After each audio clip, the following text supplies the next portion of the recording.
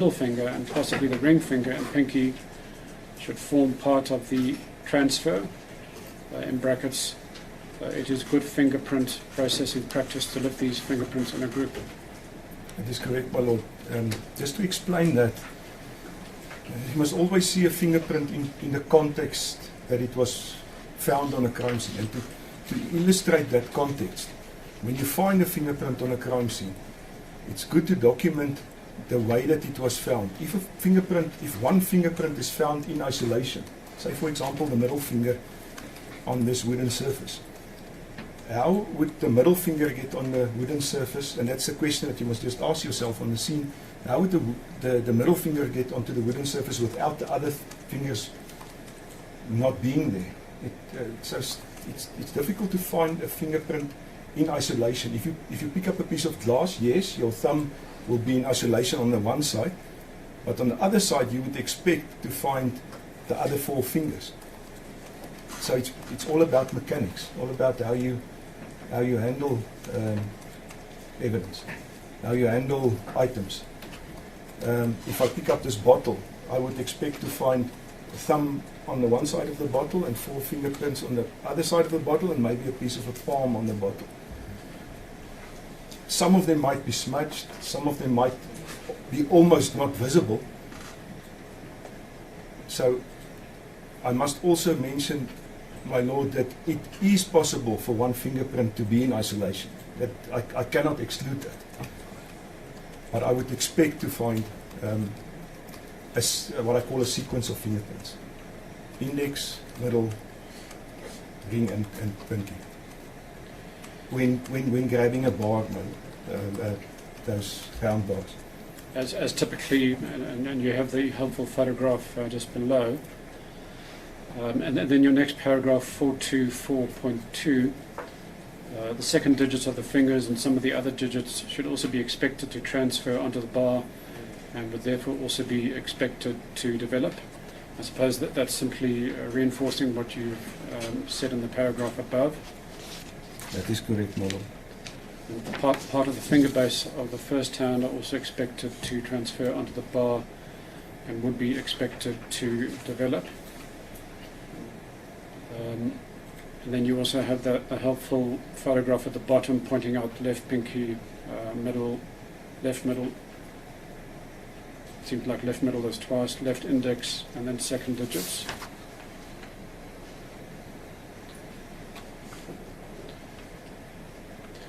So the left middle should be actually left ring. A left ring, okay, let's just make that typo on my part. It's left index, left middle. That second left middle will be left ring. Left ring, okay, thank you.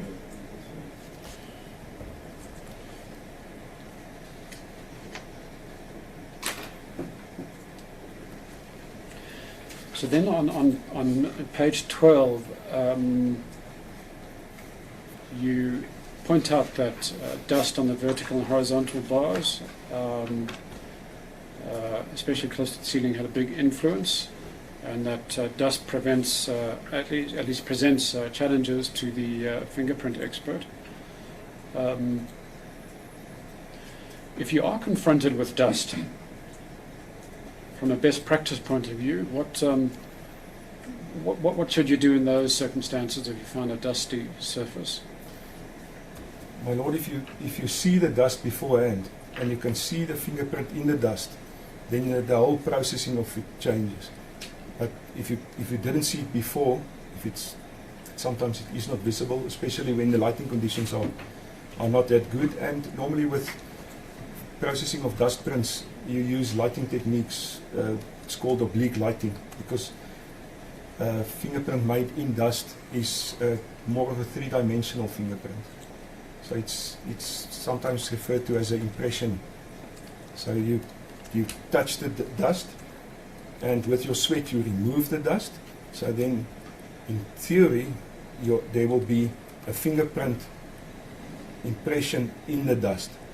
So the dust is now removed, but some of the dust are still on the scene, on the object or the substrate. And in those dust, if you touch it in the right way, there will be a fingerprint in that dust.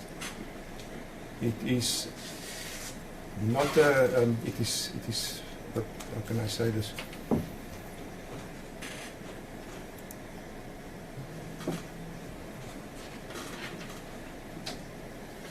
It is easy to destroy that fingerprint. Come up with the correct word. So, in dusty conditions, it does call for some care and, I suppose, a methodical approach. In Well, order yes, my lord. The fingerprint shouldn't be powdered. It should be lifted with a clean piece of fouling, and then that piece of fouling should the celloid shouldn't be placed back on the fouling. The celloid should actually the fingerprint on the fouling should actually be placed in a small box, and then photographed at the office. Nowadays we can photograph that evidence on the scene because digital photography allows us to photograph the fingerprint directly in the dust. But with analog it's a bit more difficult because you cannot see what you photograph. So when you get to the office you might have photographed nothing.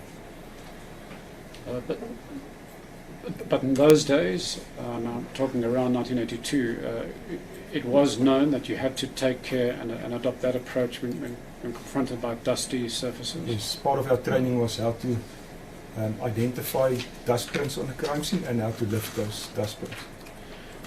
But in order to really spot that there's dust, it's best to have proper lighting available. Proper lighting, and by lighting I mean a light that you can manipulate. So in the form of a torch, because you want to use oblique lighting techniques, shine it from the side, and that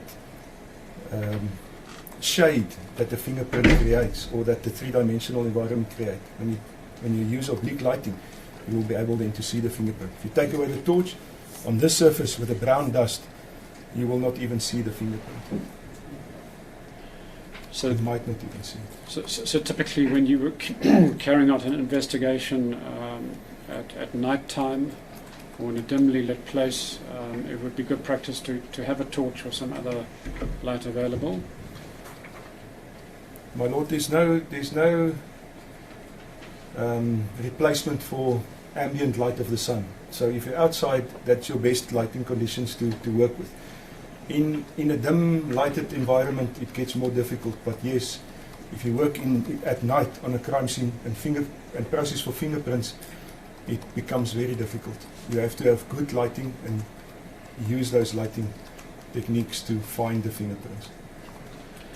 I see from the affidavit of the officer in charge of the death scene, that's Brigadier Swanepoel.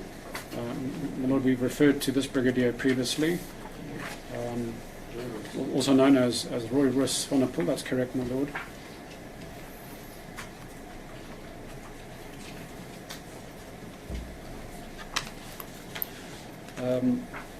So his affidavit is marked Exhibit B1.34, but Mr. Albitzer has helpfully attached it as, I think, the first annex to his affidavit. It's at page 77 of the record, and if you flip to the second page of the affidavit, fourth paragraph from the bottom, die lig in die cel 209 is nie baie helder nie. So it does seem that, according to the man in charge of the scene investigation, that the light wasn't, I suppose, helder in English would be clear. Yes. And correct me if I'm wrong, but I don't recall in the evidence of Lamprecht him indicating that he was using a separate light source. No, he did not. It's not a prerequisite to put in your report what equipment you use, but you can make mention of the lighting conditions and certain conditions on the crime scene. You can make mention of that in your rough notes and your scene report. Thank you. And then just proceeding with your report, you've already testified in some detail in relation to your attempts of using both aluminium and black powder. So perhaps let's go down the page to the constraints and observations that you experienced during the investigation.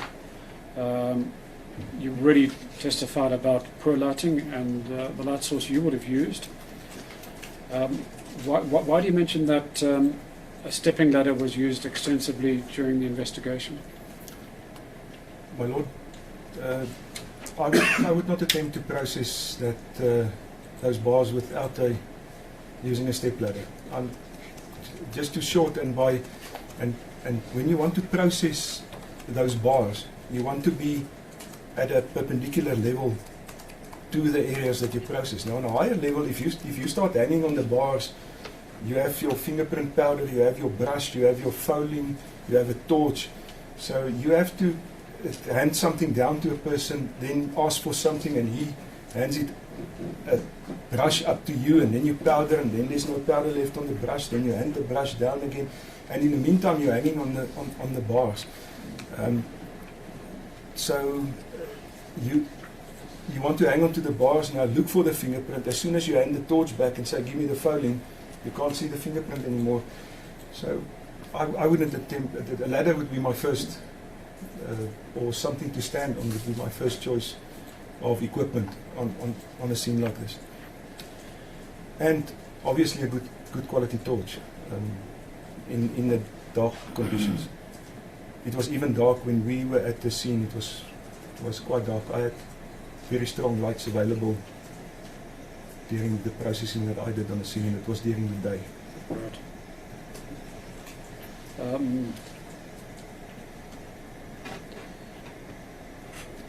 And talking about having to access, particularly the top sections of the grille, I note that in Lamprecht's evidence, and my Lord, this is Exhibit A1.3.5, which I understand is at page 4 of the record.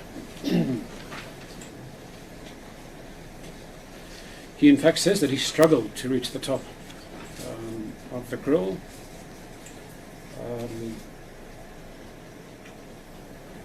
And he even says, I could stand on the lateral reinforcement and then pull myself further up against the bars to almost reach the top, against the roof of the cell. So it seems that he wasn't using a step ladder, but he was physically ascending the bars to get to the top. That is correct, my Lord, yes. And perhaps that was an unfortunate way of ascending to the top, because he would then have been gripping unless he was using gloves, he would have been gripping the grill himself. That is correct. So you would then, and that this is the deduction that I make, is that you would start at the bottom, then powder, and as you continue to the top, you would start climbing up and powder until you get to the top. Because if you climb up and start at the top, then your fingerprints would be all over the bars on your way up. And even if you wear gloves, fingerprints are by a gloved hand. If you touch over a fingerprint, you will destroy the fingerprint because it is a loose deposit of sweat onto the surface. So if you grab with a glove on that bar, a good chance that the fingerprint is destroyed. So gloves gloves would not have protected the not print. the fingerprint, no. Not the crime scene. No. Just on the question of lighting, you said that you were there during the day. And of course, there's more lighting available during the day because my recollection is that the cells on that side did have windows which let in some light. Could he have perhaps waited for sunlight before commencing? Well, it's an extremely easy crime scene to process because you close the cell door and your crime scene is protected. So there's nobody can get in, nobody can get out. I mean, it's not the N3 highway where you have a cash and transit heist and you have to close the whole highway. So what you do is you get the body out of the scene, close the scene, and come back during the day because the fingerprints will not deteriorate in a day or even 2 days. Or even, since he was there at like 3:40 a.m., it could have just been a few hours, 4 or 5 hours, and the sun would have been up, so there was no need to rush it and do it there and then. No, my lord, this is not a crime scene that you need to hand back to a complainant, or there's going to be traffic. It's not like in a mall or something that people want to open their shops. So it's not a thoroughfare that the public has access to, and you could have easily secured it, I suppose, by simply closing the gate and posting perhaps a guard outside. Correct.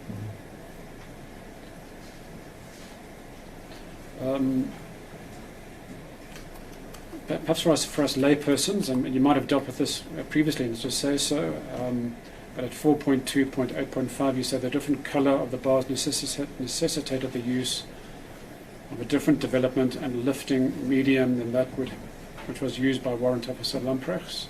Yes, my lord, I mentioned that because I found quite a few fingerprints on the bars. I used black powder with a white lifter, and he used aluminium powder with a black lifter. That means that we aren't comparing apples with apples here. It's two different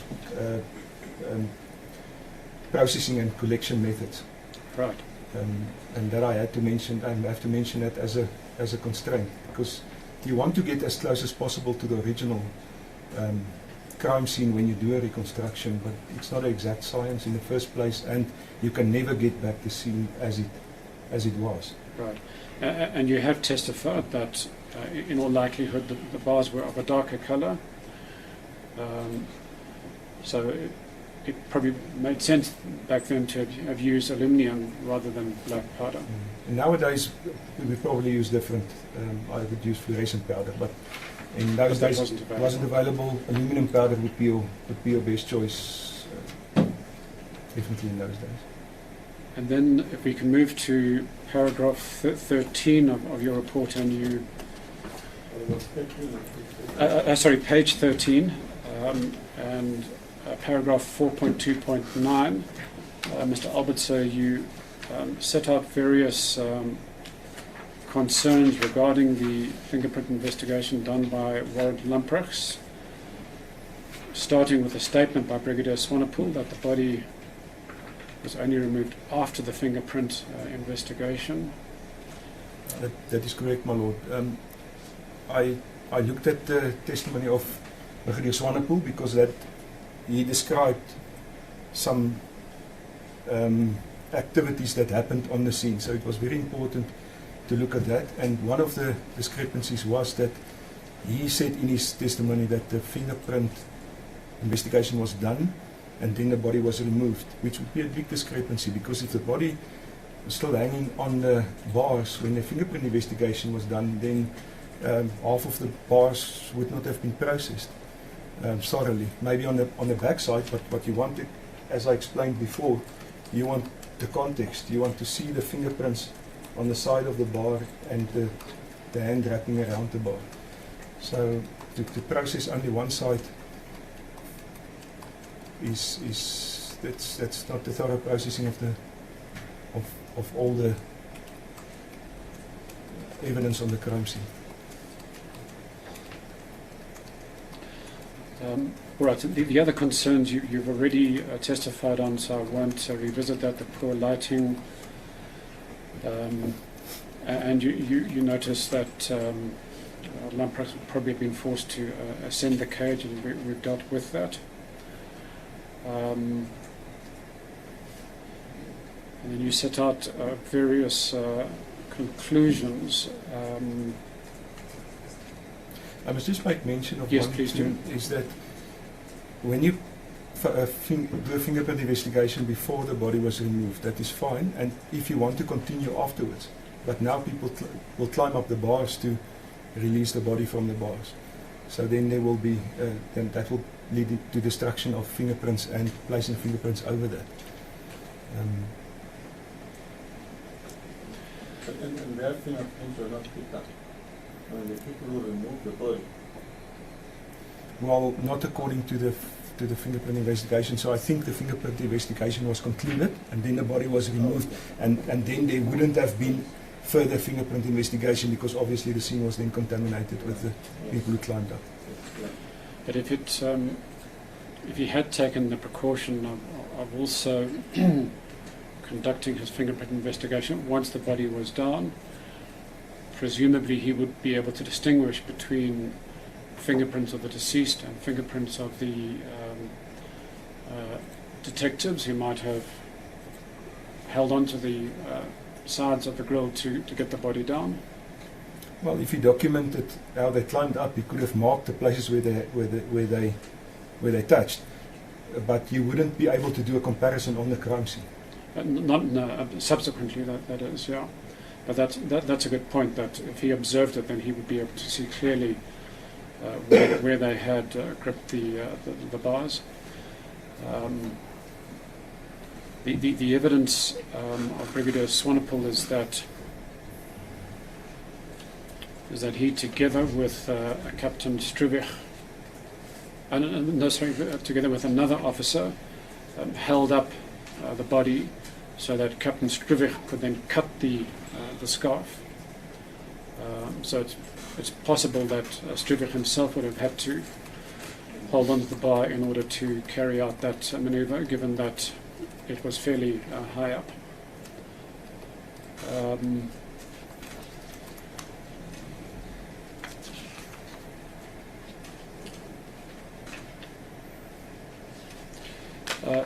Perhaps you can then move to Brigadier Swanepoel's statement, because that reminds me, it's according to Brigadier Swanepoel, who took charge of the death scene investigation in the cell. And if you look at the second paragraph from the bottom, he indicates that himself and two uniformed constables lifted the body, and then it was Captain Struwig who cut the material. And if one looks further up the page, that would be the fourth paragraph down. He says that he was taken by Major Cronwright, and if you don't know, Major Cronwright is quite a protagonist in these proceedings, because he was the security branch officer in charge of the 10th floor, so all the cases that were being investigated, including that of Mr. Aggett, fell under his control. And then he mentions that he got to the cell at 03H45, where he discovered a number of members of the force outside the cell, which included Captain Struwig, Captain Victor and Lieutenant Whitehead. So Captain Victor, from what we can tell, was the investigating officer. And we'll double check, but I'm pretty certain that he would have been from the uniform branch. However, Captain Struwig and Lieutenant Whitehead were from the security branch. They in fact reported to Major Cronwright. And you might have picked up that Lieutenant Whitehead and Captain Struwig, but certainly Lieutenant Whitehead was the lead interrogator of the deceased. And my Lord, we will be leading evidence in due course to demonstrate that both Lieutenant Whitehead and Captain Struwig were present during the interrogation of Dr. Aggett over the course of the long weekend, the so-called 62-hour period of investigation. And as we've seen, Struwig himself was the fellow cutting the body down. At a typical investigation where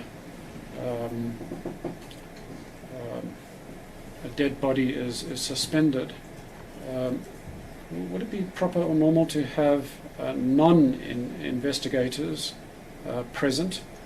And I ask this with hindsight, now that we know that these individuals, Whitehead and Struwig, were connected to the deceased, and it couldn't be ruled out that they were suspects, for them to be present while the investigation was ongoing? My Lord, I wouldn't be able to say who was supposed to be there and who was not. If they also said that they were investigating officer investigating the incident, then they would have probably been left there. It is not good practice to have a lot of people around in a crime scene while you're processing it. So the protocol states that you must control, secure and protect the scene, and the higher the profile, the more senior people there will be on the crime scene when you arrive at the scene. And then it's best to get the people away that is not supposed to be there, and then start processing. It sounds easy when I say it like this, but it's sometimes not that easy. But individuals, and with benefit of hindsight, we know that Struwig and Whitehead, and in particular Whitehead, let's just say, had a close association with the deceased, and in fact allegations of torture were made against Whitehead by the deceased. It just sounds to us as laypersons that it's not just improper, it's somewhat unusual, if not objectionable, that potential suspects are on the scene together with the investigators carrying out a death scene inquiry. My Lord, the only way I can answer this is that I don't know if Warrant Officer Lambrechts knew of this, if he knew the people, if he knew that they were part of the managing of Mr. Aggett, then he should have felt very intimidated when he was on the scene, and then the protocol would be to call your duty officer or even the commander of your unit and have them available, so that you have also more than one person from your unit available. So I don't know if he knew about even who they were and what their functions were on the scene. There's another thing that I must also state, is that in those days we had units that worked in teams. So say for example on a murder scene, you would find a team of murder and robbery that would be on the scene. So there would be 4 or 5 murder and robbery detectives on the scene. So it wasn't totally, shall I say, I don't have the word for that. Unusual to find 3 or 4 yes, detectives on the scene. But not unusual, but they are detectives after all, doing their jobs. And they were part of the detective branch, I suppose. Yes, indeed. And to be fair to Lamprecht, as you say, he was only a warrant officer, and these other individuals were commissioned officers, so they were superior. So there might have been a level of intimidation, at least when it comes to rank superiority. But indeed, I think the final call would have been left to Brigadier Swanepoel as the most senior officer on the scene, and he, in fact, was a divisional inspector from the Witwatersrand division. So I don't think one can criticize Lamprecht per se, because whatever his views might have been, it would have been Brigadier Swanepoel who would make those decisions. And in those days, a brigadier was ranked very high. There was not a lot of them. Yes, indeed. Major Victor know about it. Being an investigating officer, you know that there were 2 possible suspects in that group. My Lord, this witness, I don't think will be in a position to answer that question. We're just checking right now, but as far as we're aware, Captain Victor, as he was at the time, was a member of the detective branch, and perhaps to be fair to Captain Victor, I can only imagine that he would just have arrived on the scene and may not necessarily have been aware of who these individuals were. But we will double check that aspect.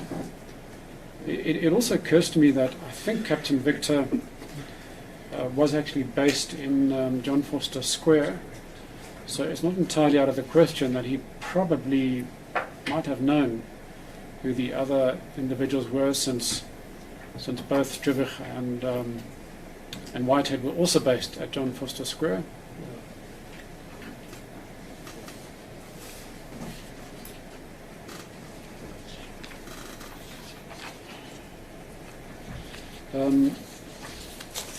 So Albert, I'm just looking to see whether there's anything of note in the subsequent annexes.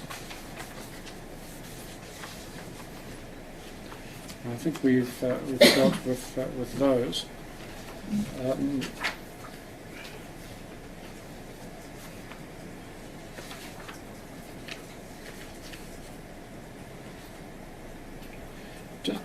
Just before you testified today, you brought to my attention that there existed a set of, I think, guidelines or some protocol and procedure that one would adopt when investigating crime scenes and taking fingerprints. Can you just allude to the court the name of that document? My Lord, in the 80s, we worked according to what was called the Bureau Administration Guidelines. It was Bureau Administration A and B, thick documents on how to take fingerprints on crime scenes, how to lift fingerprints on crime scenes. There was even, in this guidelines, a whole chapter on how to classify fingerprints, which is not done anymore. It's a lost art now, where you classify according to Zymox's Henry classification, single fingerprint classification. So everything was in this Bureau Administration Guidelines. And like I said, it was 2 thick documents, and we received our training also from these documents. These documents were used up until 1997, when it was replaced by Policy 12 of 1997, and also replaced by Policy 13 of 2001.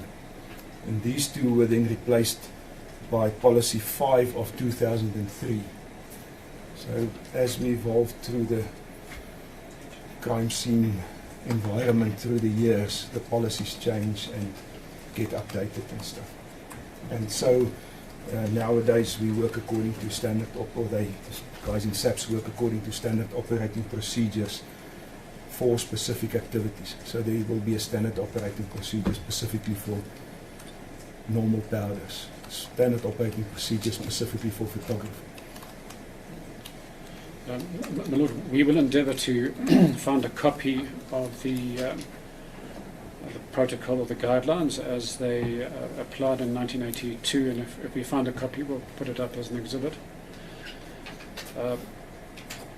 Mr. Albert, so would I be correct in saying that it's likely that those guidelines would perhaps at the minimum have set out certain best practices when it comes to crime scene processing, and it would have included ensuring that the scene is properly controlled, secured and protected? Correct, my Lord. Making a determination how the scene is going to be processed and what the outcomes will be. Then to properly document the scene, to process the scene optimally using all necessary resources, and then importantly ensuring that all the identified evidence is properly marked, documented and collected. So it does seem as if one's required to be methodical and, dare I say, to apply some common sense. That is correct, my Lord. And obviously these procedures are supported by certain documents that has to be completed on the scene. In those days, it was just your basic scene report for fingerprints and your basic scene report for your photographer. So nowadays they have scene reports that goes on for pages and pages, because we have so much more processing capabilities in the modern era. If we could just consider the photographs. So typically speaking, if one came across a suspended body in a situation like that, if you were photographing the scene, what process would you have adopted, and what photographs would you have liked to have taken? Well, again, in the modern era, you can take as many photos as you like because it's all in digital. In that era, you had limited access to film, so you must decide on what you're going to photograph, because there was actually at some stage a restriction on how many photos you take on a crime scene because we had limited film. So you decide beforehand, based on the conditions of the scene, what you are going to photograph, and then you photograph. The rule is normally distance, medium, close up. So you start with your distance shot, you describe where you are in the world, and then you go closer to your victim, and then you go even closer to the body, and then if you are satisfied with the photographs that you've taken there, then you can start processing. By processing, I mean you go to a place where you start removing the body. That will be the first step. Controlled conditions, remove the body. Then when the body is on the ground, you again photograph the body and look for wounds on the body. In some cases, even get a pathologist out to the crime scene in serious and high-profile cases, and even in normal murder cases, get a pathologist out, let them show you certain things that they maybe want you to photograph. And that is basically the photographic process. And then the overall conditions of the scene, but that would be done first. Right. They call it the undisturbed documenting of the scene. Right. And by coincidence, we've already heard evidence from a forensic pathologist that it would have been preferable if a pathologist had conducted a medical examination at the scene and instructed taking of photographs there and then, or rather guiding which photos should be taken. And I can tell you that there is evidence that there was no medical examination done at the scene in cell 209, notwithstanding the fact that we're aware that at that time pathologists were conducting some examinations at crime scenes. Am I right in saying that if care had been taken, it probably would have been possible to cut the body down without necessarily touching the bars? That would be the first prize, my lord. Get the body down without touching the bars. If the body is out, the body can go to the mortuary, and then you can spend all the time that you need on the crime scene. So that is the way that I've been told to process, is get the body out as quick as possible. So process towards the body and get the body out of the scene, and then normally most of the people leave the scene because there's nothing to look at now anymore. So then you start processing for physical evidence from there on. But in this case, you have to have a ladder to get up to the body. Yes. Although one would have thought that, given that John Vorster Square was, at that time, I believe still is the case today, the largest police station in Johannesburg, a stepladder wouldn't have been that difficult to locate. I wouldn't know, my lord, but I would really try and get hold of something to stand on. Yes.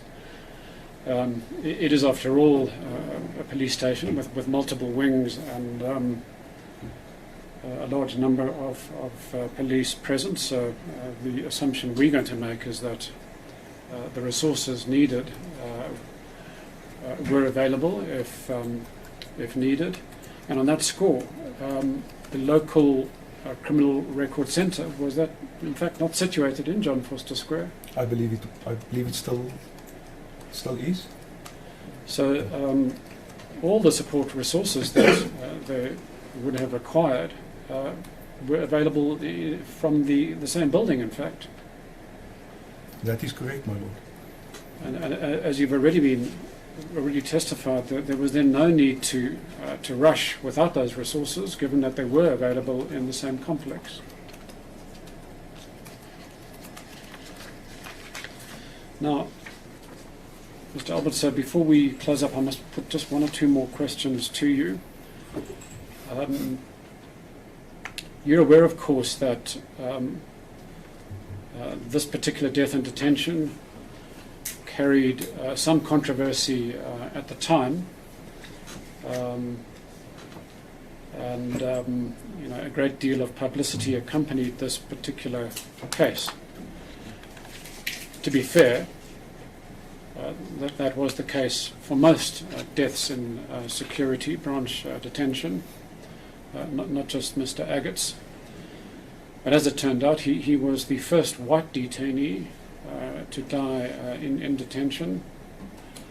And certainly from the perspective of his family and colleagues, a great deal of suspicion arose as to whether in fact he had committed suicide. And it's one of the big questions that this court has to look into. And given that only one solitary print appeared as evidence before the first inquest, the suspicion is that and in the light of your evidence of typically finding a sequence of prints, the suspicion arises, regrettably, that maybe that print was part of the cover-up. So the question I have for you, what are the scenarios, and I understand you have given some thought to this and you've set out roughly 3 scenarios which would explain the presence on the bar and the location that we have discussed already of the solitary left forefinger print. What are those 3 possible scenarios, those 3 possible explanations? My lord, I must first just state that this is not fact, that you can prove that a certain thing that it was done in a certain way. Yes, indeed. And to be fair, I'm asking you to hypothesize, and I'm simply asking you to use your expertise as to how conceivably the print could have ended up there, not relying on evidence that you're privy to, because obviously you don't have that evidence. Yes. My lord, okay, one thing is that on the folding, Warrant Officer Lambrechts referred to a specific print, and that is a print that he used in the court chart. So not having the folding, we don't know if there were other prints on the folding. So when we refer to one single print left there, we must also be just careful that there actually might have been a sequence of prints. Having said that, the first, if I look at Warrant Officer Lambrechts' testimony, and if I look at the fingerprint on the court chart, with that's what I have, and his explanation, it could have been so that Mr. Aggett climbed up there and left the fingerprint there. That is one scenario.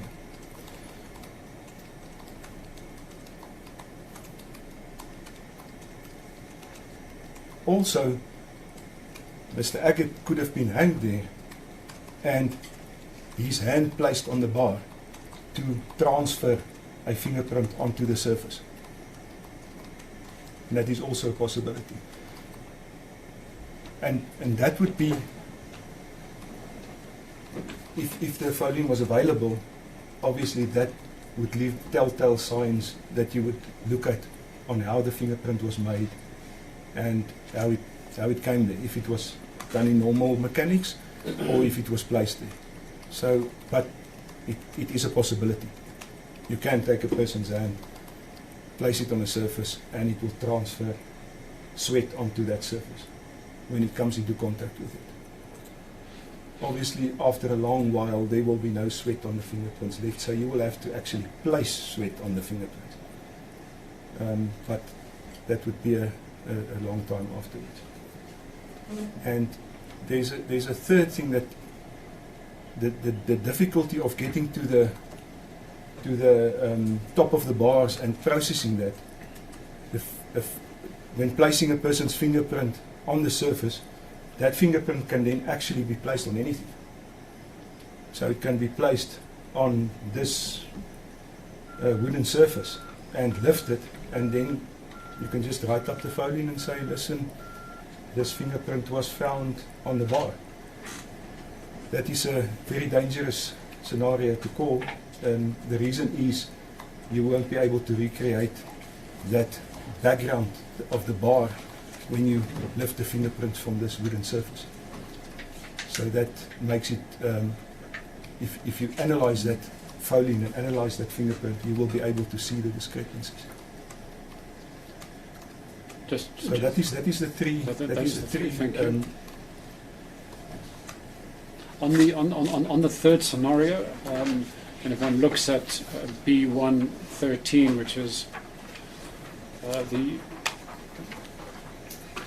only print that we have, certainly what we have there simply reflects the print itself and no background, so we're none the wiser as to what the background is from simply looking at this print. And this what is normal practice with a core chart is you take the whole photo, then you enlarge it, and then you cut out the exact piece on that fingerprint, then the enlarged piece on the 192 or the control fingerprint, so that they look and are orientated in the same way, so that it is easy for the court to look at the fingerprint and say, yes, I can see that point, yes, I can see that point. And so this will be enlargement and a cutout of the photographic photo of the original folium. Right. So, but the folium should not show the background. The folium should show the background. If you place this folium on, if you lift from this wooden surface with the folium, and you've powdered that surface, this wooden grain and the edge of this wood would show on your folium. You will be able to distinguish the background, or it's also called the substrate of on which the fingerprint was placed. But since it appears that, and we're just trying to check, but it appears that it was just SAP 333 that was before the first inquest court. They wouldn't have had the benefit of seeing the folium with the background. They would simply... They would have. The folium would have been handed in as evidence. Would the folium have been handed in? The folium must be handed in as evidence, and it must be scrutinized by the court. Right. Because there's information on the back of the folium that must be described to the court. Well, you say that's what should have happened, but it's not clear to us that did happen. In fact, in the evidence that you studied for purposes of, and I think we did provide you with everything we found on the fingerprints, were you able to see whether the folium was part of that evidence? There was actually no reference to the folium in the testimony. Not only was there no reference to... The folium was handed in from his testimony? You referred to the folium? We're busy looking for it now. So there might have been reference to it, but I suppose the question I'm asking is, was there an exhibit depicting the folium before the first inquest court? I can't recall. But it's, I mean, the folium is the original lift from the scene, so that's normally handed in as a exhibit, as evidence. No, we'll certainly look into it further. But from what we can pick up in terms of at least graphic representation, this is all that we can find from the exhibits available to us. And then just to conclude, there would have been another way of transferring the print to the bar, although for that one would have needed some sophistication, some equipment. Yeah, you would need to make a mold of the hand, and then a cast of the hand, then make a mold of it. That's called the forgery and transplantation of fingerprints. But that's a very tedious process and a very difficult process. And if the body is available there would be no need to do that. That's when you want to take a person's fingerprint and place it on another crime scene. Say, for example, you sit and have coffee with somebody in a coffee shop, and you take his glass afterwards, and then you lift the fingerprint from it and you go and plant it on a scene. Yes. So that is what I'm referring to. So in fact, given what you're saying, the easiest or most logical way of doing it, if you did wish to do it hypothetically, since you did have the body of the deceased there, would simply be to place that finger in the appropriate place.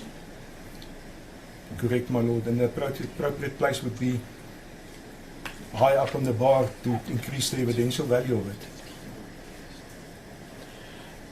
My lord, I have come to the end of my questioning. I don't want to close right now. My learned junior is looking for something, so I might or might not have one more question post tea, but if not, that will be the end of my questioning. And would this be an appropriate time for the tea adjournment? All right.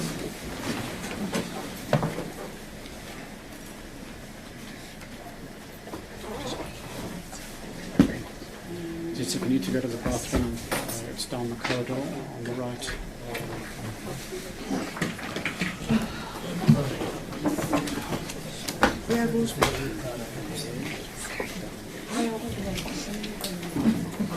Hi. Can we turn the aircon down a bit? It's freezing in the back there. Thank you. Oh, really? But it's just like, it's very cold.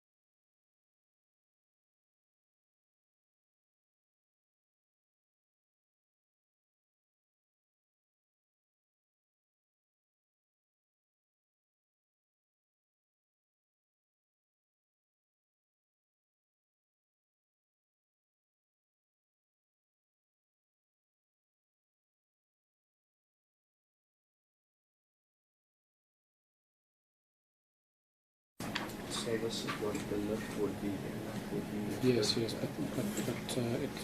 might be something else because they talk about a set of prints from Aggett, and they're handing those fingerprints as W3. Then you compare W3 with W2. So W2 presumably is the foliant from the grill. Yeah. Okay, right, shaping up. Okay. Did you prepare a court chart? That is the court chart that we're looking at. And so this is being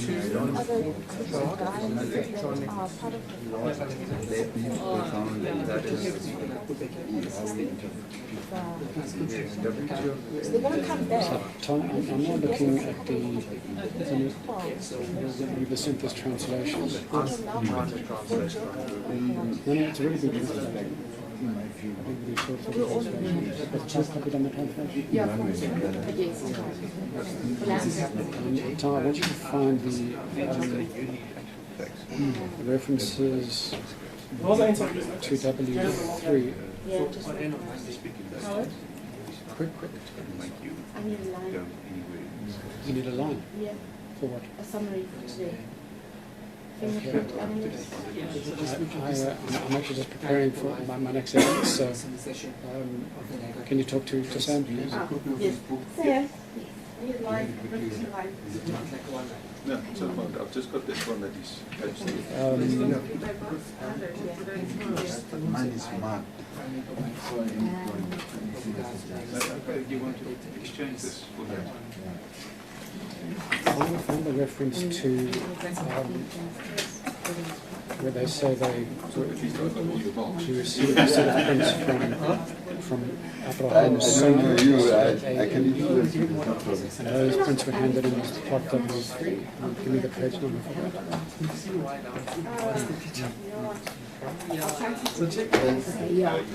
Easier like that.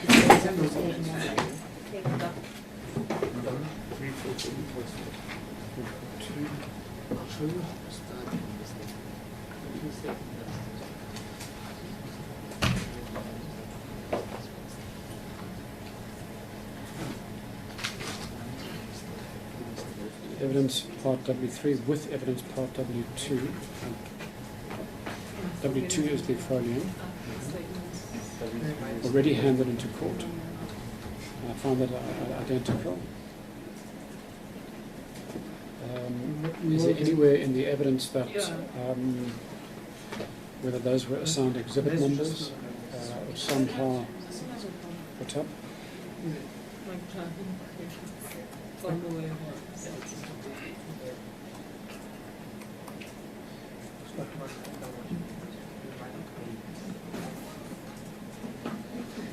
It needs to be reminded.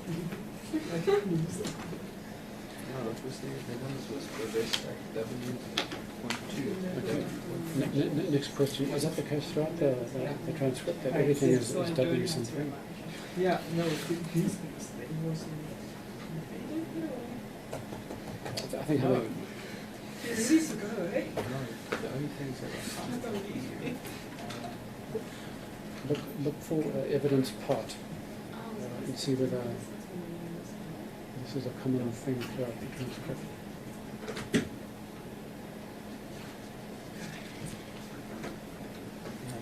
think it was given specific concept.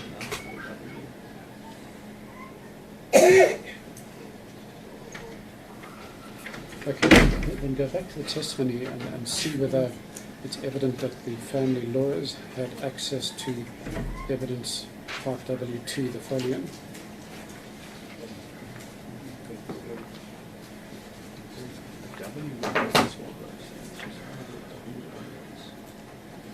I can tell you what W1 is. W1 is the skull. But don't look at that, I know what that is. I want to know whether Dennis Cooney and company had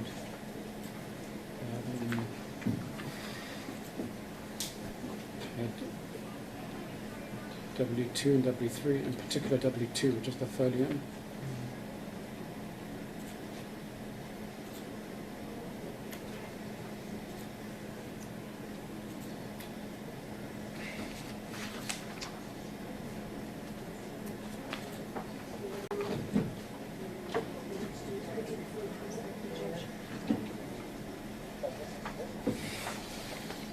Okay, great.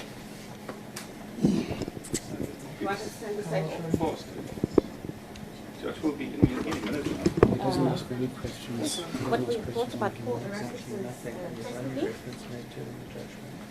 And his apology? So I think what I'm going to have to say is that Sending directly to its rep. the folium was before court. No evidence was. The other one will just have to do it folium outside. from The judge is here. No, let's go comparison outside. with Let's go outside. W2. Okay, there's 5 minutes. Okay, 5 minutes. I'd say a little more diary. Problems there. That does not appear as exhibiting that. They just had difficulty in getting it started. Technical witness testimony that's come out of this week's inquest into the death of Dr. Neil Aggett. And one of the most important testimonies that came out was from former security police officer Paul Erasmus, who gave his version or his account of what exactly happened with Dr. Neil Aggett. And he says that his former brother in arms, Stephen Whitehead, as well as Arthur B. Conrad, went a step too far in their interrogation of Aggett. And to talk to us a little bit more about this, we have got Jill Berger, Neil Aggett's sister, to give us her thoughts about Paul Erasmus's testimony. Thank you so much, Jill. What were your thoughts when you heard what Paul Erasmus was saying? He says he's a bitter man, and this is why he's revealing What the we discovered testimony. is that it was I think it's very difficult to absorb all that he said because what he came What up we with can't about the find whole is whether system within it South was made Africa in was absolutely shocking. exhibit. However, he was not Could involved the in folium have Neil's been made, interrogation, sadly, so he Yes, he didn't handed it in, know it's what marked had gone evidence on part prior to W2. his death. He only got to know Stephen Whitehead after Neil's death. So, for example, And although W1 they was had the this very scarf, long trip around South W2 Africa is the trying to folium, prove W3 that Neil had some is prints taken psychological from Aggett defect himself in the that mortuary. would make him prone to suicide, which is obviously quite ineffectual because it was This so now is a untrue. copy of the print. He really didn't know Control Neil, print but he did compared get to to know the- Stephen Whitehead, and he didn't have anything particularly flattering to say about his It was- former fellow officer. Well, it's certainly before So the that court was very because it was granted- interesting. We're hoping that more evidence will come out in terms of what happened on that long trip. Did he speak truthfully about what had happened prior to Neil's death and why he had died? We still are trying to find the truth about how Neil died, whether it was a set-up hanging or whether it was a suicide. And more we're beginning to believe that it was a staged hanging of my brother. Jill, final question. What were your thoughts to the apology that Paul Erasmus sent to the family? Well, I have to accept an apology. Apology, one can't hold out against an apology, and I'd accept the apology. But it would be very good to hear apology from other sources as well, right from the top of the apartheid government. Everything he spoke about, he said, was condoned and encouraged right from the president, the prime minister, right down to the very bottom. It was through and through. It was a rotten state, a rotten police state that we were living under. And he has exposed quite a lot of what was going on then. Thank you so much. Jill Berger, the sister to the late Dr. Neil Aggett, just sharing some of her thoughts with the testimony that was heard from Paul Erasmus. Once this week's proceedings conclude, we will resume again on Monday next week with further testimony from some expert witnesses. With that, it's back to you in the studio. Thank you. It's very off the hoof. Thank you very much. Thank you. Now, can we go outside and do the interview with those other guys? Because at 1 o'clock nobody's going to be here, and then I'm going to be running around like a damn chicken.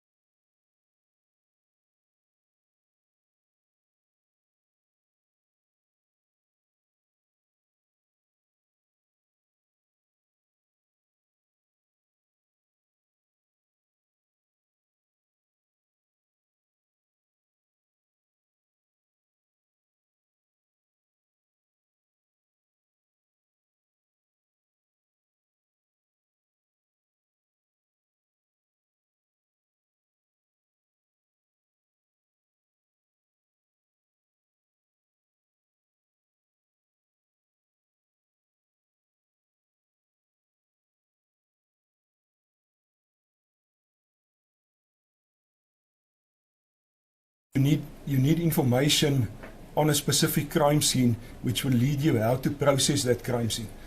To get directions, in other words. Correct. Get information on what happened so that you can plan on how to process. Yes. I see in the affidavit by Lambrath that you attached to your report, and the one that is marked 70 at the top, and that is in relation to the photographs. He says here, I'm going to read in Afrikaans. Daar was sekere punte deur Kaptein Victor aan my uitgewys. There were certain points showed by Captain Victor. Is that was standard? If Victor was the investigating officer, he will point to the photographer and say, take me a picture of this, this, and this, and that. Is that correct? He would point out certain stuff that he wanted to photograph, but the LCRC member will also let himself be led by his own observation. So there's points being physically shown out, and there's points that's your own observation. Your own observation. But usually, I mean, he's led, as you've indicated, he's led by the investigators on the scene as to what they consider to be relevant for photographing, for example. Correct, my lord. And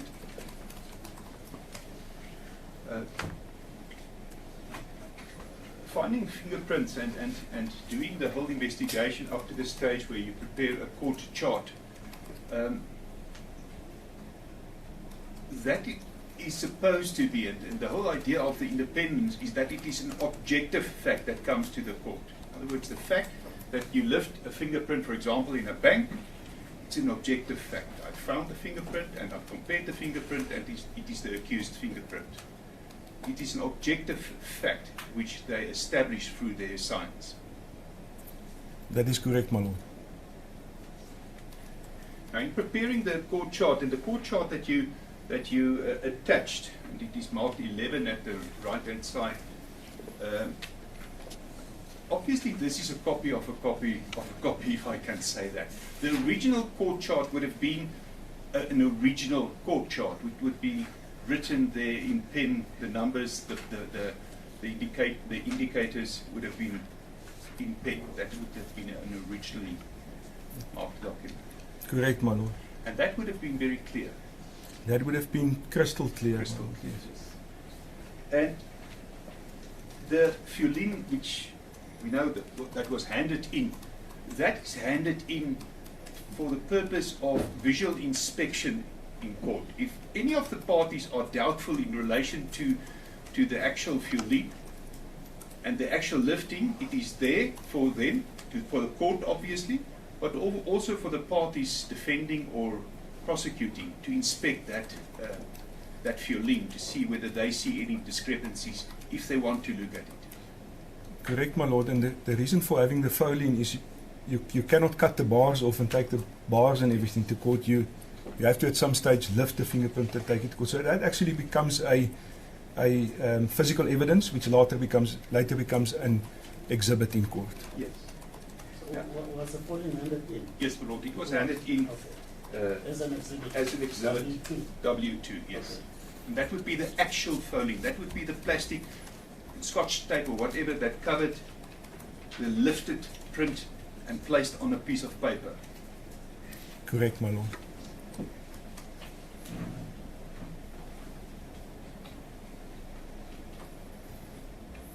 If you conduct an investigation as a fingerprint expert on a scene, and you're going to prepare a court chart, you do not prepare a court chart on each and every fingerprint that you find. My lord, there's two ways to go about this. And the one is to have the filing with, like I said, a sequence of fingerprints on it, and you refer to it as the filing. Yes.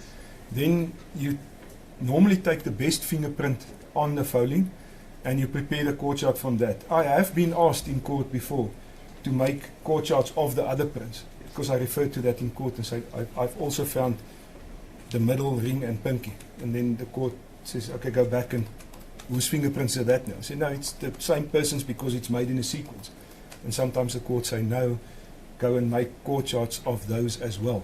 But that's not the normal procedure. That's not the normal procedure. It depends on the from case to case. And when you arrived here at the cell for your inspection and your site visit in the cell, and obviously you brought along Mr. van Heerden to assist you. Was the purpose for him to climb up there and then for you to take the fingerprints?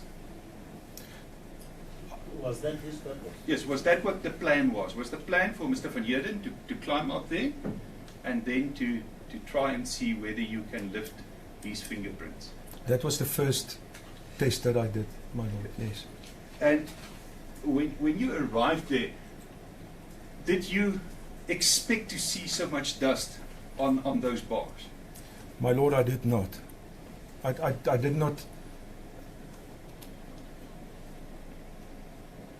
And in the condition that the bars were, that you arrived there, and when you then tested for fingerprints, you only found one fingerprint.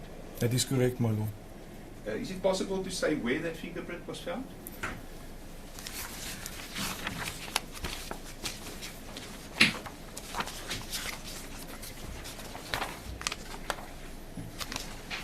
I think on page 8 of your report, I'm not sure whether that is what you That is indicate. correct. That is where that fingerprint was visible. And was that a usable print? Was that a print that you would have been able to use in a court chart? Was not, my lord. And even after you cleaned the surface, as you have indicated to the court, a lot of the prints that you then saw were also not usable prints. There was one that was not usable, that I could see it on the bar, but when I lifted, there was nothing. The others was made in sequence, but some of them was I wouldn't have been able to compare. Yeah, to prepare a court chart on if we... Say, for example, there was 4 fingers in sequence. One or two of them might have enough points for individualization. On a situation as a bar, where if you climb up, if you were to slip, will that influence or even if there's movement in your hands while you're holding onto the bar, will that influence the clarity of the print? Interestingly, my lord, if you slip, you will again grab. So you will be able to with the powder see that slippage, and then again the grab. And normally that gives you then a good fingerprint underneath, and you will be able to see the movement, which is in itself you can say something about it, about in which direction that movement was made, and if how much force was applied, and those type of things. And if you were now to be instructed, for example, to prepare a court chart based on this fingerprints that you have taken, which of these prints would you have used? Because you've got here on page 9, you've got there 5 different photographs of a print. Is there any specific one that you would have preferred to use amongst these for a court chart, which would have a clear 10-point identification? I would probably use the middle finger right at the top, my lord. So the top one, and I see the middle finger. That seems to be quite a good surface. Now, on this, the material on this bars, would you consider it as being a good material from which to lift? In other words, obviously they are good glass. A glass is a very good material from which to lift. These bars with the paint that they had on, do you consider it to be a good material from which to lift? It was, although we call it a smooth, non-porous surface, it's a glossy surface where the fingerprint just sits on top of the surface. The bars has also a slight, and I don't know if it's a paint or underneath the paint, the bar itself, but it has these small marks on it that also, if you look at the second one from the bottom, it's quite pronounced in that specific one. One can see the grain of the bar, if I can call it that. So it's by no means a easy surface. And when you work around a round surface, it gets even more difficult because you have to actually work around the whole surface, because you don't just want a part of a fingerprint, you want the whole fingerprint. And you've seen the work done by Mr. Loubser and sorry, Lombracht. I'm sorry, my lord, that's my mistake, Mr. Lombracht. You've seen his statements, you've read his evidence. Apart from the fact that he can perhaps be criticized about certain things, do you see anything untoward there? Is there anything that you've read there, or that you see in his statements that alert you to a wrongdoing? My lord, it's always easy to go and look at another person's work and then to criticize it. There are different ways of processing crime scenes and evidence, and people process it differently. Some people will process for 3-4 hours, and another person will quickly finalize the process. I wouldn't, if I had to be critical, I would have, and that's not according to his statement or his scene report. I would have made a bigger effort of getting the body down, getting the body out of the way, get some leverage to stand on, and process the bars. That is what I. There's some criticism. That is some criticism. Nothing untowards that jumps out to say that he was dishonest in the way in which he conducted his work. No, my lord. Within the policy, use the correct forms, use the correct processing method. And as if it is possible for you to refer back to 1992, that era, would a fingerprint expert being able to instruct the officers as to what they must do? In other words, who has the authority on the scene? The senior member from SABC has the authority on the scene, but when the fingerprint expert and the crime scene examiner, and he was both, he was a photographer and a fingerprint expert, sometimes they are a team, one guy takes photos, one guy do fingerprint. Then he becomes the person in charge of the processing of the scene. So he can actually dictate what should happen on the scene.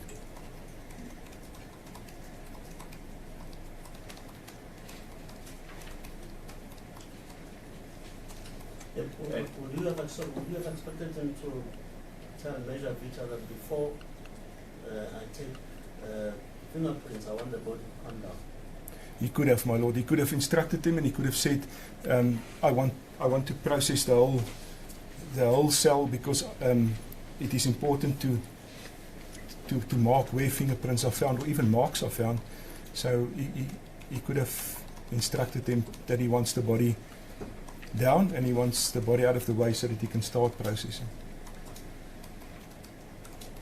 And just to get to the fingerprints that you lifted, that you referred to after you've cleaned the bars, and even before you cleaned the bars, you said that you were using a lifting gel to lift those fingerprints. Is that correct? Did I understand you correctly? Correct, my lord. And a lifting gel is a new method of lifting which was not available in 1992. No, it's not, my lord. It's just, I call it a gel lifter. In the LCRC environment, they call it a Foley. I was not sure whether it's a gel or something else. So it is in fact similar. It's like a tape. Here's tape. Unfortunately, I don't have a sample. It's like a tape, but it's got a thick surface, and it's like a translucent, clear translucent. No, it's white. Got a white surface, and then it's got a translucent celluloid that you take off. Yes. And that's when you take that celluloid off, the surface is sticky underneath. Yeah. So you powder, and then you lift with that sticky surface, and you place the celluloid back. You place the celluloid back. Yes. I was not sure whether a gel was now a new invention, the new age of things. And just in relation to crime scene investigation, and I'm sure many of us have watched these CSI programs on the television, there has been much progress in the development in crime scene investigations with, for example, digital applications and other new forms and methods of investigation, which was not necessarily available in 1982. Immensely, my lord. And it's all driven by technology, digital photography, better equipment, better DNA analysis, I mean, nowadays you can do either the fingerprint or you can do the DNA on the fingerprint. So that's new. That wasn't there at that stage. And just to get back to the fill-in, to a print on, for example, the bars. If you force a print, we've all seen fingerprints being taken at the police station where they roll your finger and they press your finger. Does that display differently from what it is when it is touched? In other words, if a person touched something, will that display differently from when there is pressure on it to roll a fingerprint? My lord, pressure is definitely something that we look at, and on which we can testify. So if there's an excessive pressure, the ridges will be thicker, and the indentations between the ridges will be less pronounced. If a print is made with very light pressure, obviously the ridges will be very thin, and the areas in between the ridges will be much thicker. So there are ways to see if a print was just lightly touched or if there was pressure. And if there was pressure, how much pressure was applied, and even in what direction the pressure was applied. And that is visible. I mean, that when you enlarge the picture, and I've seen some of your colleagues using even a magnifying glass or something like that. So the whole idea of enlarging is so that you can see it more clearly, and that you can even measure it if it is necessary to see the width of the ridges or the valleys or whatever the situation. Correct, my lord.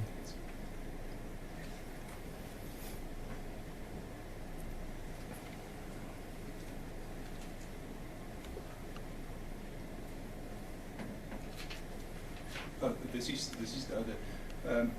On the fill-in that you left, is that the standard size block, let's say, of the white paper that you have with the plastic on top? Does that come in a standard size, or do you cut it? It comes in before you take the photograph, before you take the fingerprint? Yes, there are different sizes, my lord. There's a bigger size that you can either cut, and then there's smaller sizes that come pre-cut. And then there's other products on the market where it comes in various sizes, shapes. Sizes, right? Yeah. So you have a size where you can lift one finger.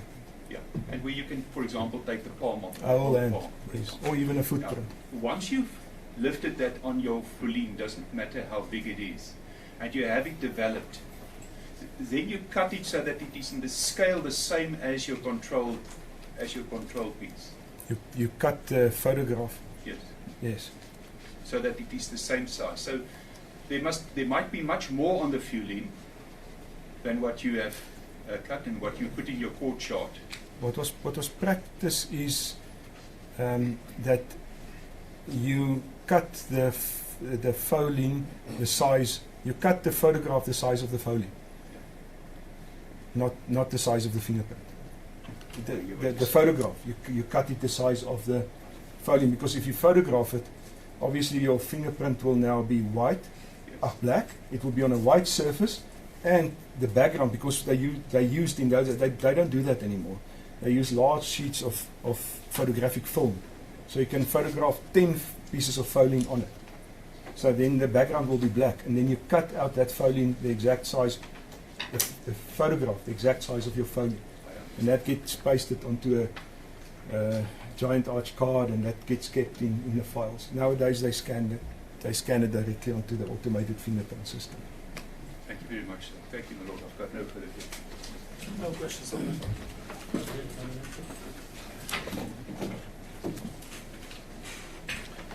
My lord, just a few questions on re-exam.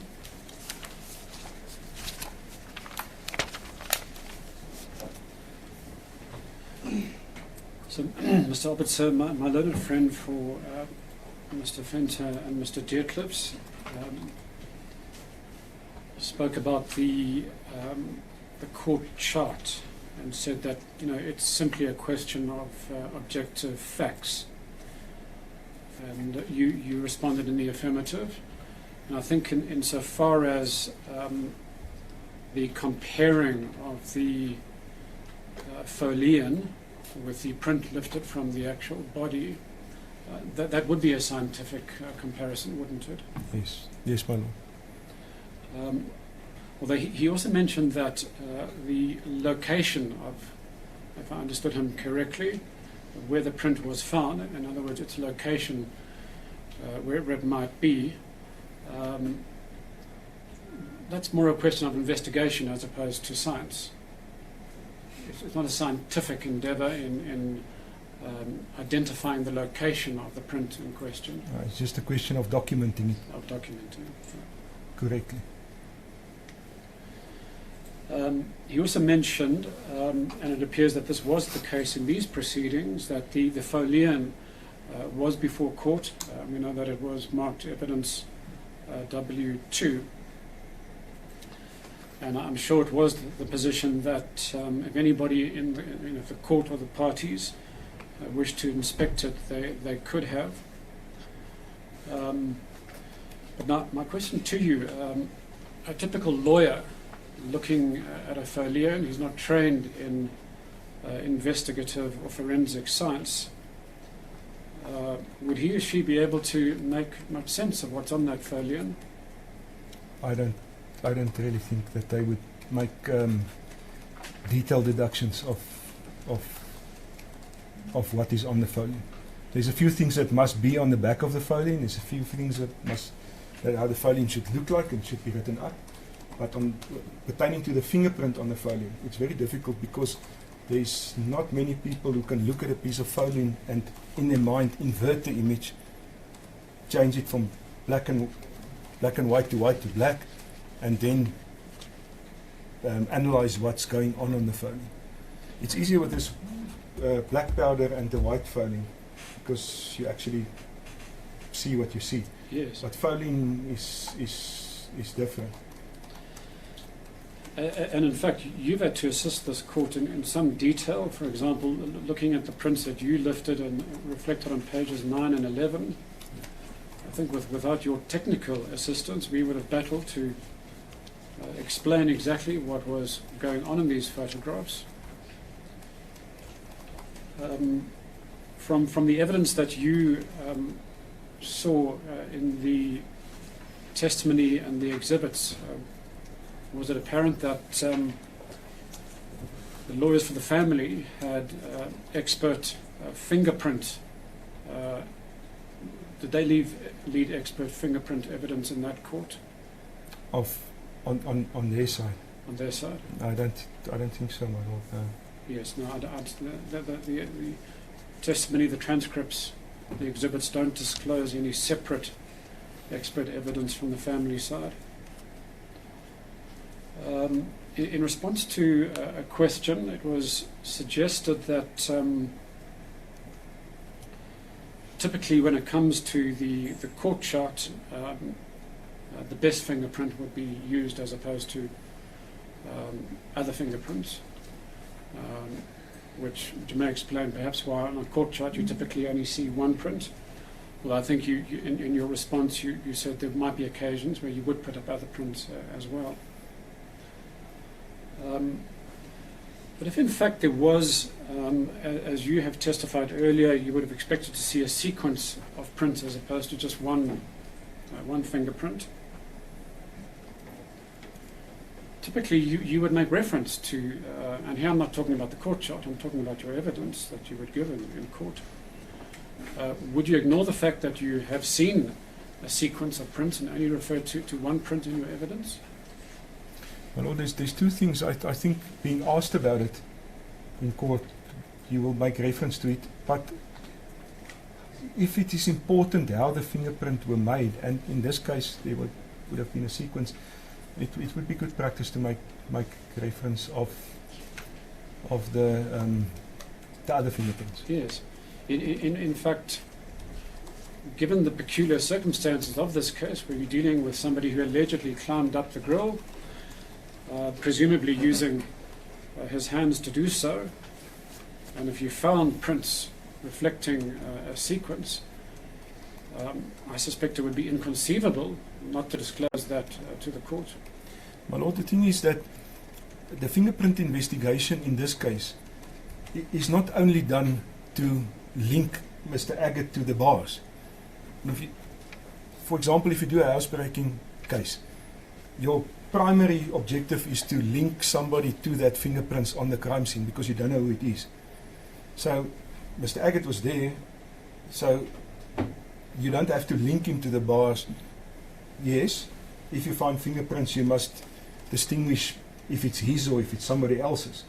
But also very important in this case is the manner in which the fingerprints were made, where they were made, how they were made, because that is gives you the a bit more of a reconstruction of could he have climbed up there, could he have made the fingerprints, could he have, can you recreate the mechanics of how his fingerprints are made? That becomes extremely important. Thank you. And from what we can discern, going through the testimony of Mr. Lamprechts, there's no reference to discovering a sequence of fingerprints. Well, he refers to other marks that he lifted, and also he refers to the fingerprints that he that on the foley. So to better describe it, no, there's no mention of it, and to describe the way that you lift fingerprints or the way that they were made on the scene. Sometimes you can testify years later on where that fingerprint was found and how it was made. So your notes on that must be very clear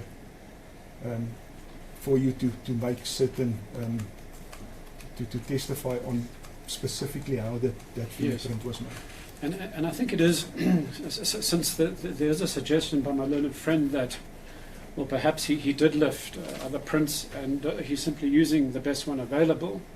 If we can look at the evidence of Mr. Lamprecht in that regard, and here I'm referring to page 345 of his evidence, and in fact you have attached his testimony.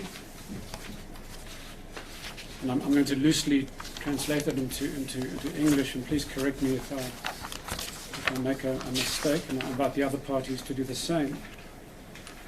But under cross-examination by Advocate Cooney,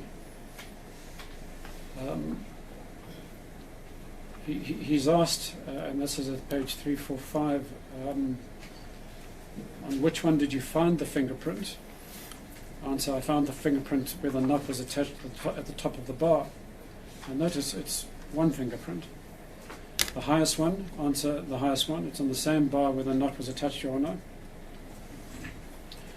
Did you look at other cross pieces to see if there are fingerprints on it? Answer, I did, Your Honour. I could not find any identifiable prints. There were marks. The cell bars are not evenly smooth everywhere. Next question. I assume there are plenty fingerprints contained on it. There were plenty of marks on it, Your Honour, not identifiable fingerprints. Question. But what would have been fingerprints? Was it visible? Answer. It could have been fingerprints had it been visible, Your Honour. Question. Did you look everywhere for fingerprints or just on that cross piece? No, I searched the whole cell bar, not just the cross pieces. It's not entirely clear what he means by the whole cell bar. I suppose that's up for debate. Question. Did you lift any other fingerprints from the cell bar? No, Your Honour. None that were identifiable. There were no identifiable prints that I could lift. So it seems that Mr. Lamprechts is saying that he saw marks but not identifiable prints except for the one print that he lifted. So it doesn't seem that Mr. Lamprecht lifted a sequence of prints and then simply used the best one available. He simply used the one that he lifted. Is that your interpretation? Not 100% my interpretation. How I see it is that he lifted the print on top of the bar where the knot was made, and he referred to it as a fingerprint. I must assume that it is one fingerprint. We don't have the foiling to see if there was more than one.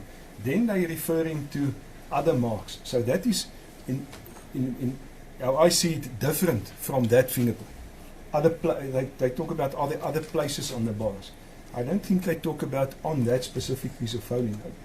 That is just how I see it. And then he says no, there's no other identifiable marks. But if on the other side, if there's more than one print on the foliage, and one of them are also identifiable, then he should have made mention of that. Yes, one would have expected some reference to it.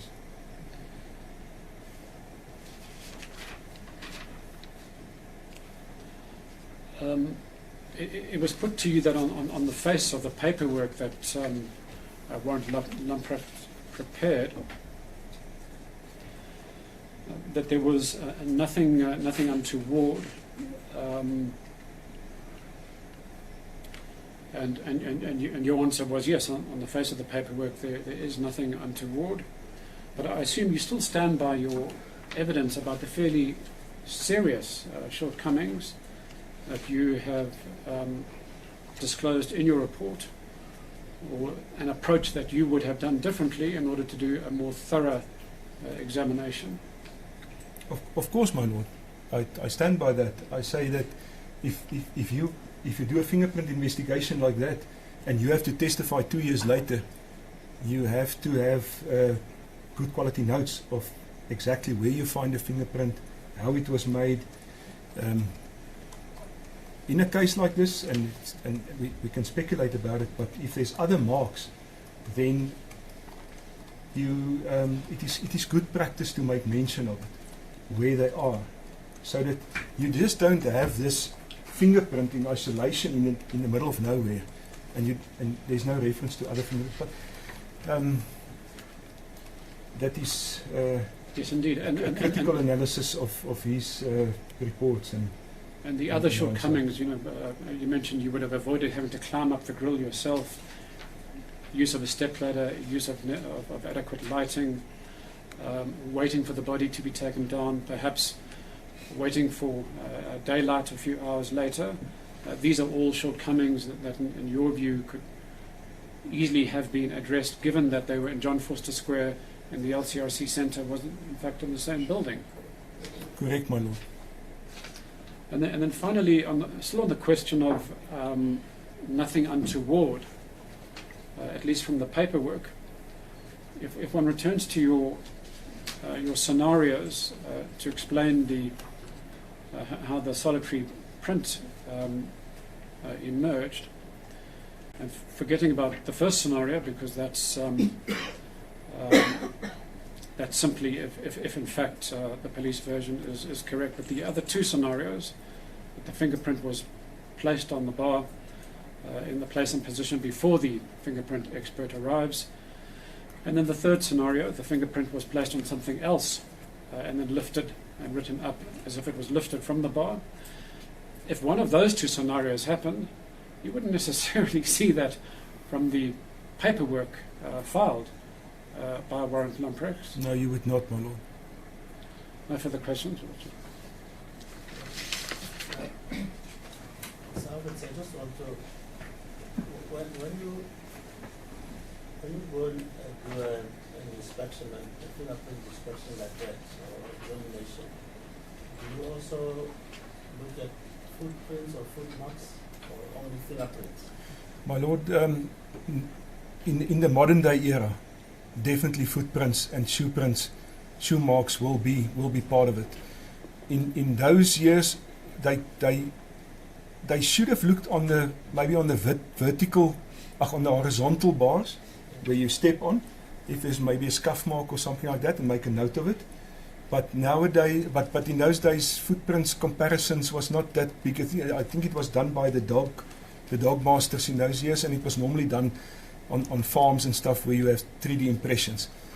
Nowadays, definitely we would have a look at if it's protocol to look not only for fingerprints, but for other trace evidence, other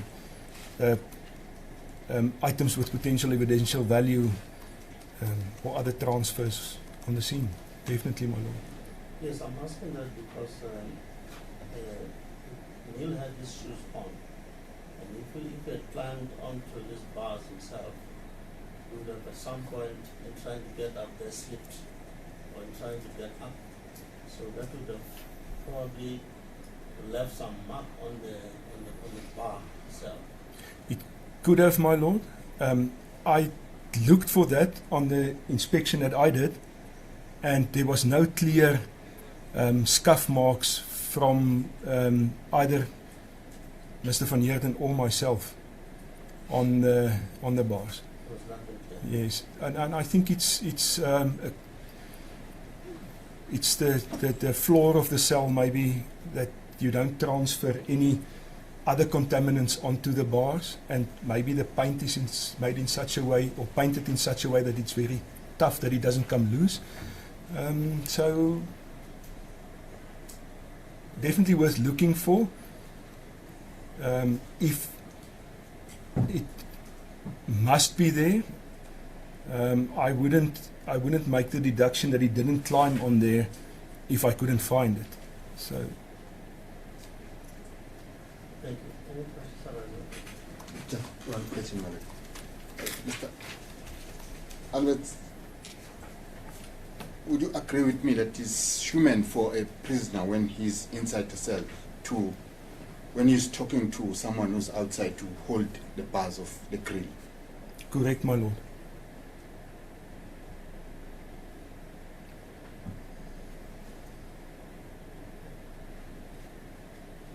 And the fingerprints would be on the bars. If you hold the bars, then there's a possibility of transfer of sweat onto the bars, leaving fingerprints. Yes, my lord.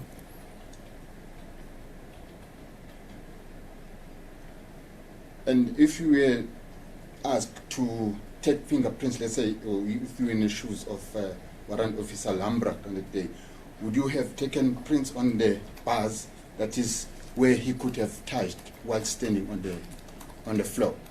Yes, my lord. You can later on have something to say about it. To say if, yes, there's fingerprints on the bars, but in normal handling conditions, he would have been able to leave those fingerprints there. The other thing is, if there's a lot of transfer of fingerprints onto the bars, if you touch the bars over and over, there tends to be a layer of sweat on the bars, Yes. which makes it almost impossible to process those bars properly, Yeah. lifting proper fingerprints, because you now have got a lot of sweat on those bars, and that would typically be on the bottom bars, where you will just idly stand and maybe touch the bars. Yeah. I don't know if Warrant Officer Lambrak did take or did not take or look for fingerprints on the bars that Dr. Neil could have touched. But what I'm saying is that, do you agree with me that it will be strange not to have found, if he did look for them, not to have found prints on the bars that he could touch normally, and only to find the print at the top of the bar? Well, again, like I say, there would be a lot of transfer of sweat on the bottom bars. Yes. But you'd expect to find other prints, maybe not in that area where you just normally stand on the bars, Yes. but just a bit higher up. Would expect if I find a good quality fingerprint at the top, Yeah. I would expect to find a good quality print a bit lower. Yeah. And that is why you must process the whole bar, even if there's not good evidential value on that specific bar or in that specific height. Yeah. Remember what I said, the top of the bar, good quality evidential value. Lower down, as you mentioned, not that good quality evidential value, because he could have made it just in a normal conversation. Yeah. But I would expect to find, like Mr. Lambrecht said, there were marks, maybe refer to those, Yeah. and a bit higher up, but in isolation at the top. I've got no further questions, ma'am. Ask no questions. Thank you, my lord. My Lord, I don't have any questions, but and then the junior has pointed out to me that in the affidavit of Brigadier Swanepoel, that's Exhibit B 1.34, on the question of shoes, 7th paragraph, and I'll just read it into the record. Hy het vuil sokkies aangehad en blou pantoffels. And I understand that pantoffels are not shoes per se, but stokies, Slops. or slops or slippers or something to that effect. No questions, if no further questions, Madam. Thank you very much. Thank you, Madam.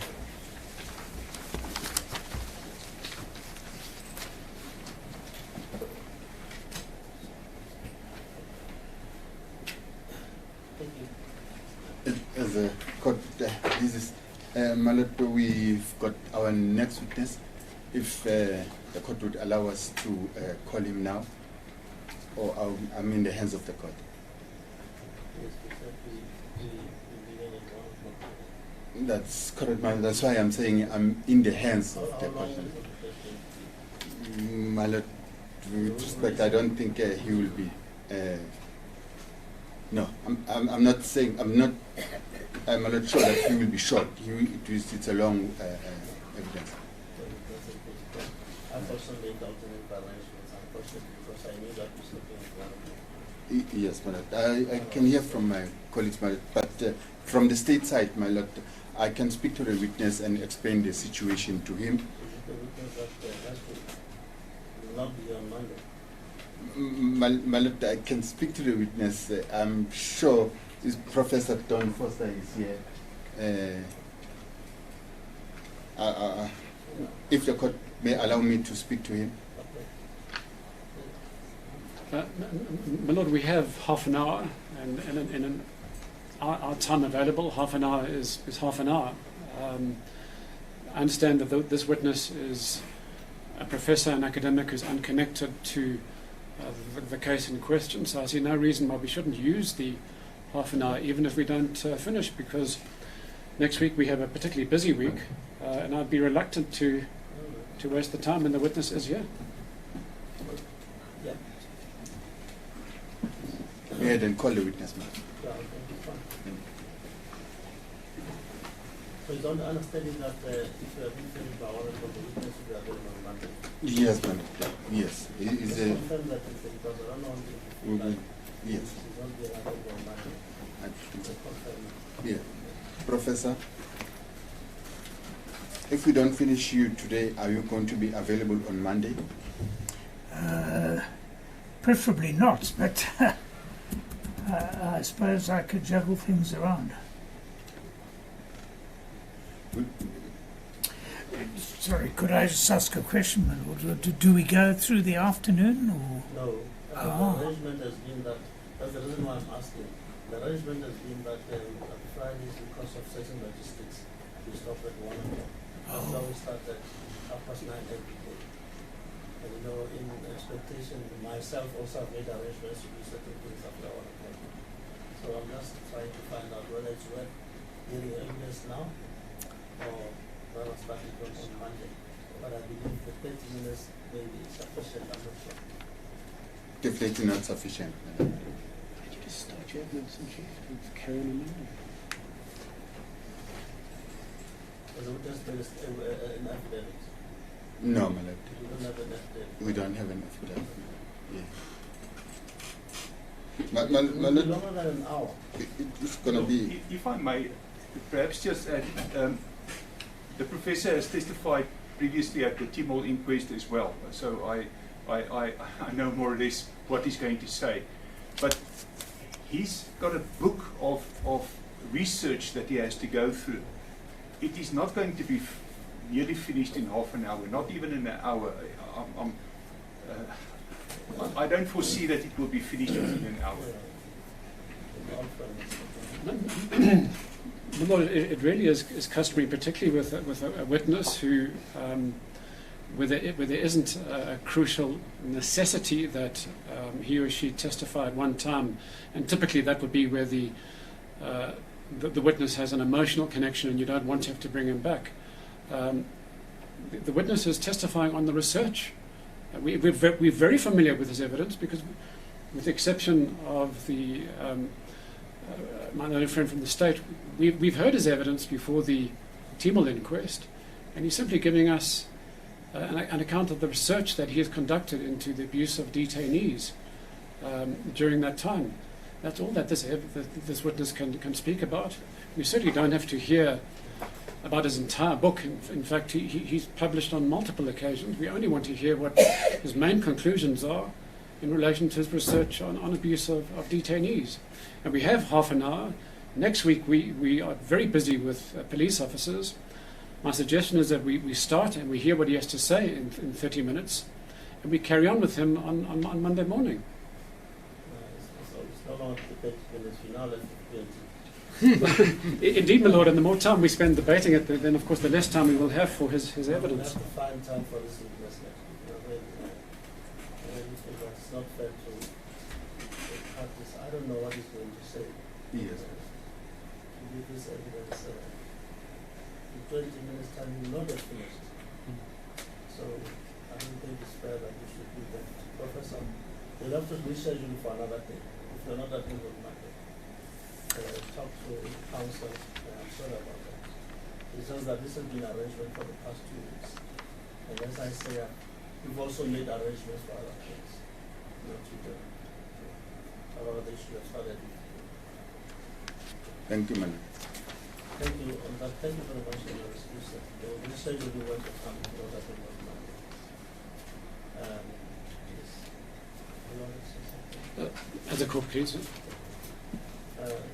Very well then, at this stage the court adjourns until Monday, 9:10. As a court, please.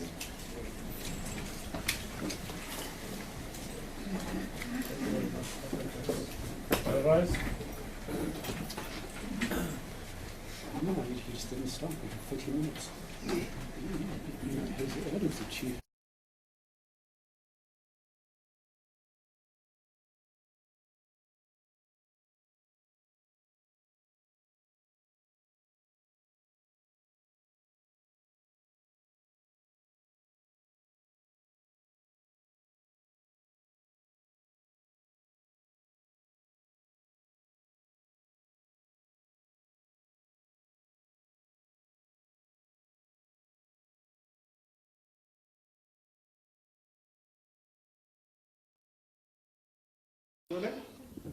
Welcome back. We are outside Court 8F, where the inquest into the death of Dr. Neil Aggett is taking place. Dr. Neil Aggett was found hanging in a cell in 1982 by then Security Branch Police. And over the past 4 weeks, we've seen how evidence that has come from the various witnesses has painted this extremely dramatic picture of the events leading up to Neil Aggett being arrested and detained without a trial in 1981, up until his subsequent death in 1982, in February 1982. And it really has been grim details coming out of this testimony over the past 4 weeks.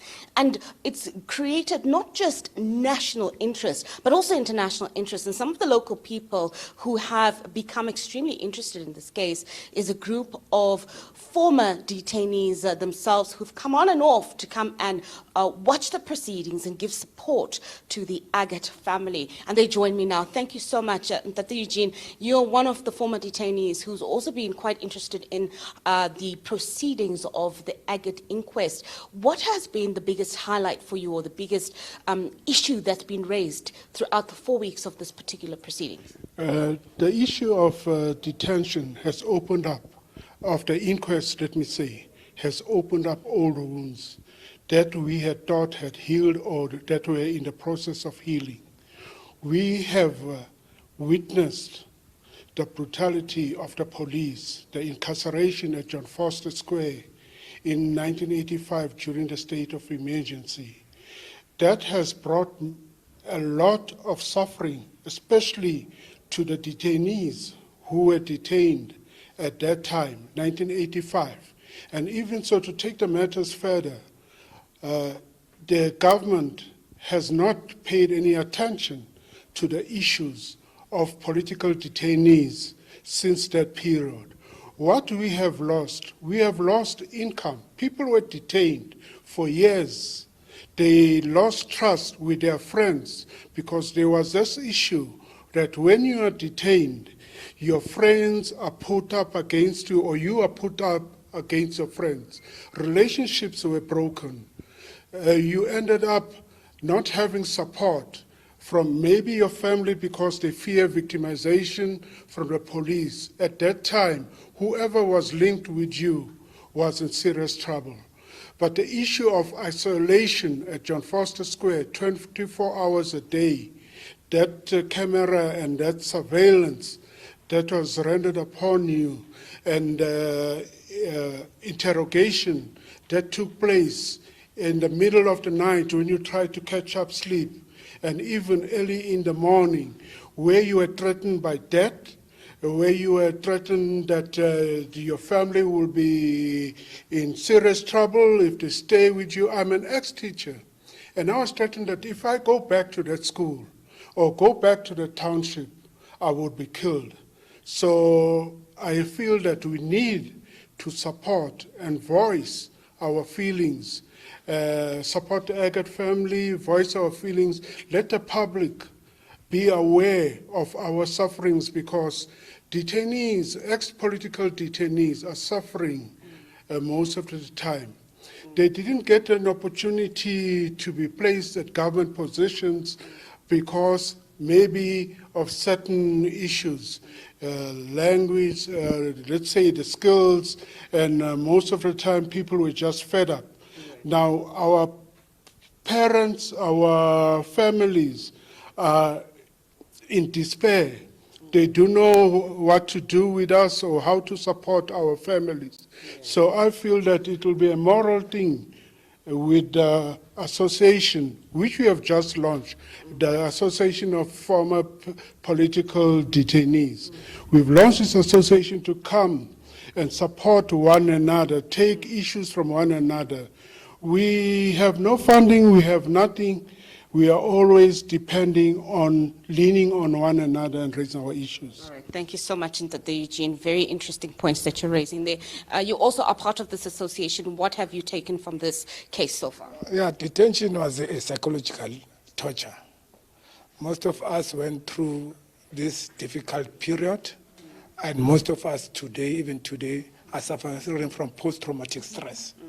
Because in detention, we're constantly tortured, interrogated, threatened, and even our family were forced to disassociate itself from yourself. And then this Aggett case, Inquest, it opens old wounds. It shows how apartheid was draconian.